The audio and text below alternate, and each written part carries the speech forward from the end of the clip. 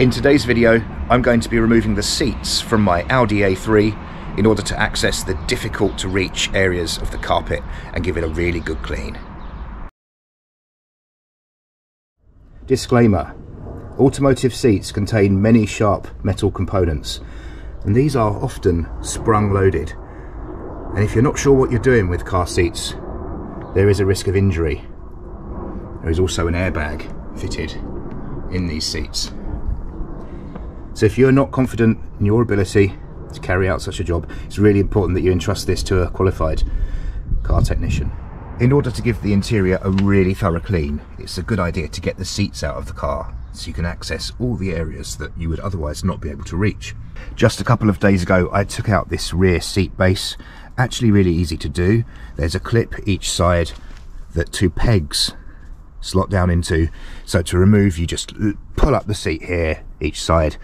It unclips from a hook arrangement here each side, and then it lifts out. And I was able to give that a really thorough clean and hoover up all manner of things that were actually underneath it. So that's all sorted out. So now I'm turning my attention to the front seats, and I'm going to remove these to access the carpet. This is not a difficult job. Essentially, we've got 4 bolts, one each side at the front. We slide the seat forward, and then you've got one each side at the back. There are also electrical connectors to disconnect. More on that in a moment. The bolts are of a splined nature, so you will need a splined socket. This is a 10mm.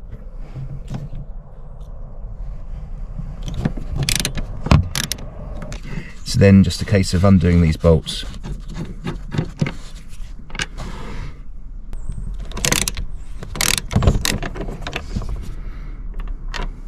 And then the front.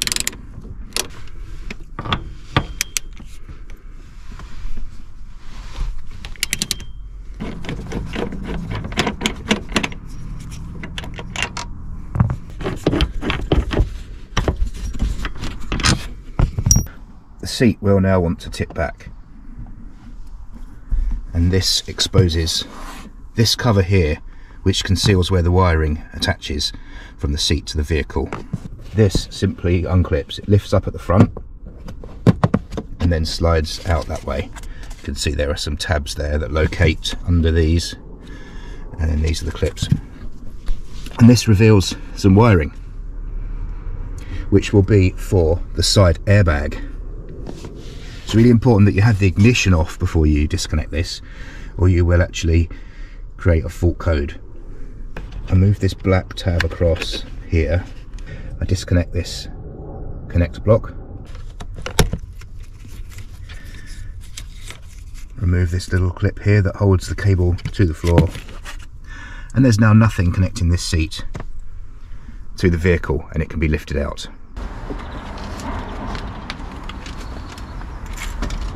So it's not until the seat's removed that you can see just how filthy certain areas are, and you can't get to these when the seat's in.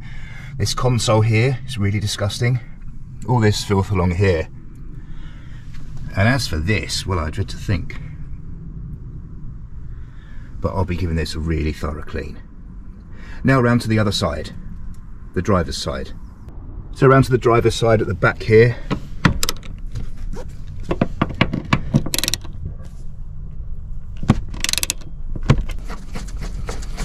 Excuse the state of my hands, it's winter time. I'm always working with cars and working with my hands, so they do get a bit ropey. I do need some decent hand cream so my hands don't look about 80. And around to the front.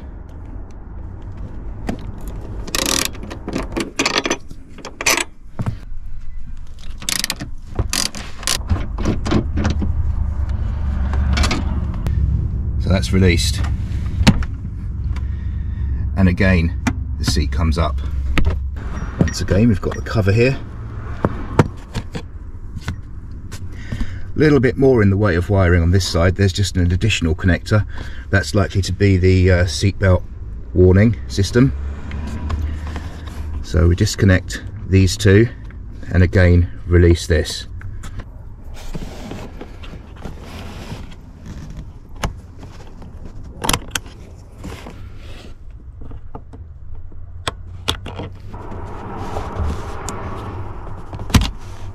All disconnected. I found it easier to remove the headrest on this side, as it's a little bit more difficult because the steering wheel's in the way. So again, on this side, it's a pretty grim picture in here, all manner of things, but I'll take care of all of that and make that great again. Both seats are out now, and as you can see, they do need some attention as well. There are some stains. I have cleaned this seat base because it was really disgusting, and it's come up a whole lot better than it was, but it will need further attention. But that backrest I haven't touched. And round to the driver's seat, there are some stains here on the base. I'm not sure if this camera picks it up really very well, but this seat hasn't been cleaned at all, and as it's a driver's seat, I don't want it to be wet because I need to drive this car, so I'll do it when the weather's warmer. What I will do though, before I put the seats back in, is to clean all these channels because they get covered in dust and hair and they're really quite nasty. And it's easier to clean those when the seat is out of the car.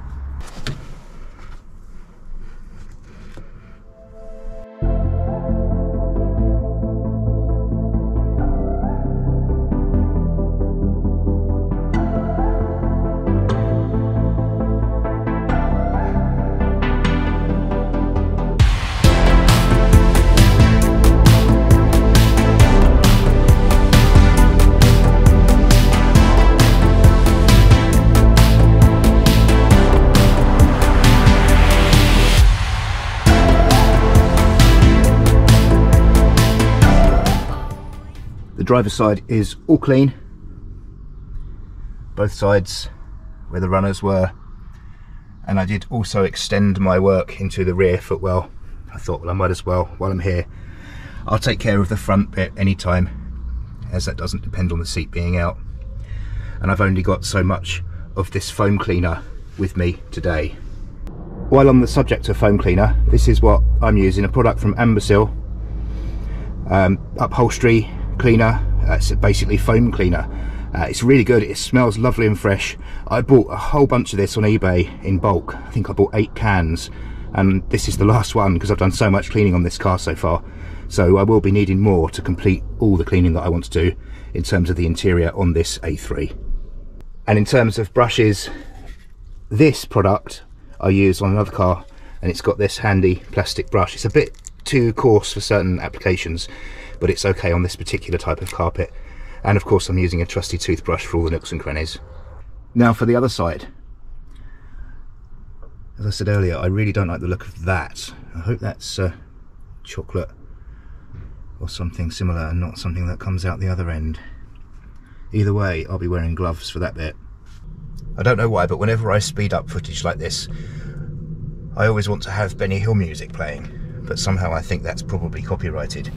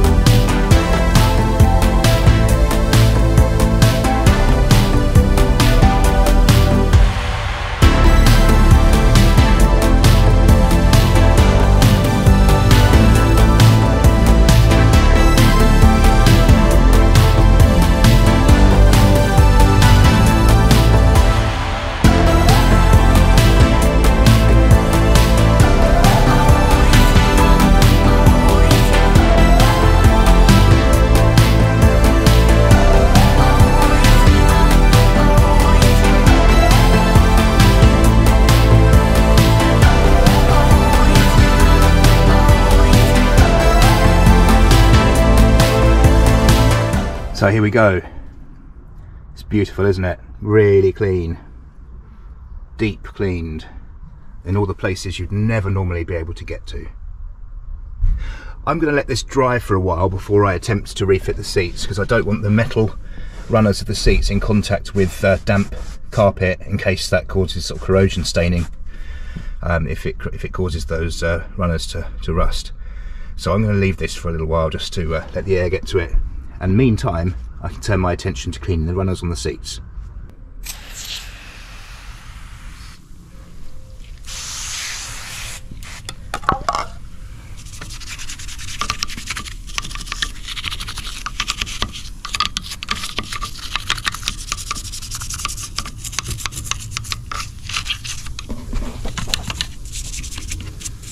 This doesn't make the most interesting footage, so I'll spare you the whole process, but you get the idea. Just a case of cleaning all the muck that builds up in here over the years with something small like a toothbrush.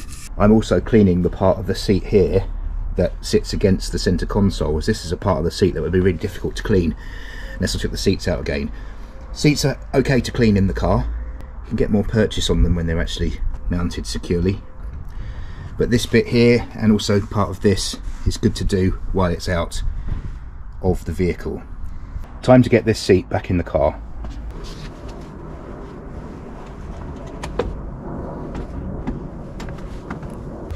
Seat's back in, let's reconnect this cable. And then just the cable guide. Refit the cover.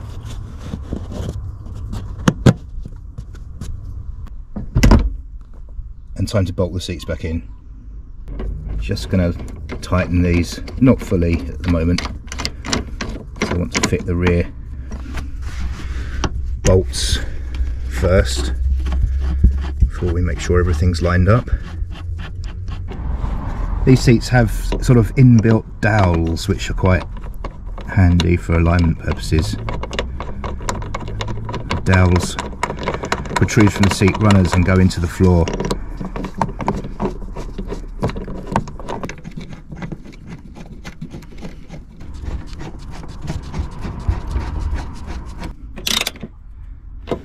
Final tightening. And on the driver's seat I have cleaned all these runners, and I'm cleaning the surfaces of the seat again that are up against the console and that will be hard to clean once the seats are back in. Just letting that foam cleaner soak in for a bit, and then I'll be blotting away the dirt with some clean rag.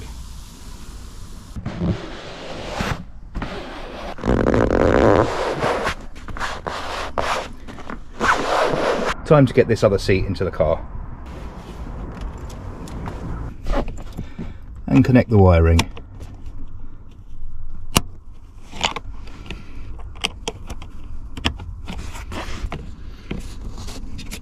And the clip that secures the wiring.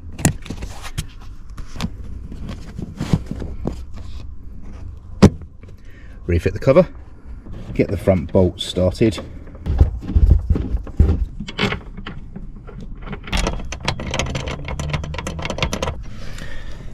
And the rear bolts. Final tightening. And at the rear.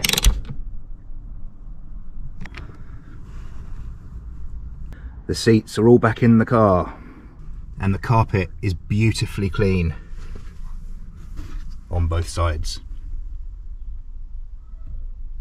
I do have rear mats for this. For some reason they are genuine rear carpet mats, yet in the front it's got the Audi rubber mats, which is strange. I'm going to clean these rear mats because there's nothing wrong with them other than them being a little bit grubby, and they are the genuine Audi carpet mats. And then I'm going to get a price for a genuine set of carpet mats for the front, because I'm not really keen on rubber mats. I mean, they are fine in certain applications such as the Jeep, and I certainly wouldn't want carpet mats in this because this is a rugged vehicle when it gets grubby. But the Audi is an entirely different kind of car, so I think I will get a price for those. Probably about 100 quid, I would imagine. Well, I hope you've enjoyed this video. It's certainly been a very satisfying one in terms of the outcome. There's nothing better than getting rid of all the grime and dirt from a previous owner when you buy a new car or used car, and that's exactly what I've done today. It certainly feels a lot cleaner, it smells a lot fresher, and it's just another thing I can cross off the list in terms of jobs to do on this Audi. Coming up, I'm going to be replacing this oil filter housing on the Audi. It's quite a common coolant leak point, as this plastic here degenerates over time, and this seal becomes misplaced and you get a small coolant leak, or it starts small, and that's what's happened on mine. It's starting off as a small coolant leak, and it just uses like 100 millilitres every 2 weeks or something, which isn't much, but I want to get this done because, as I say, I'm fully expecting when I take it off the car for this to this seal to be misplaced, which is very common from what I can understand. So I'll be changing this. It's a bit of a ball ache to do, just due to where it's located. This is a Phoebe Bilstein part. It was a very good price that I actually can't remember, about 80 quid I think from memory. So it does come with that oil cooler. I've also managed to find some coolant for the car.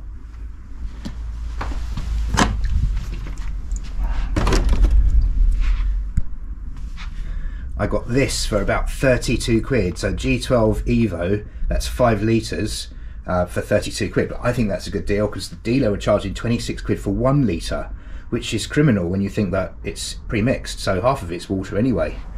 This is a really good price, and I got that on eBay, so that's the coolant that I've got for the job. G12 Evo, which is what these use now. I think they've all gone out to this particular type. It supersedes previous types from what I can understand.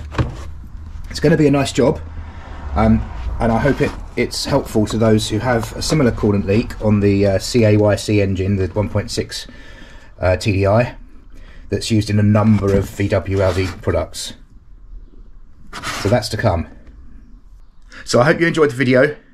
Feel free to like and subscribe, and I'll see you again in another video very soon.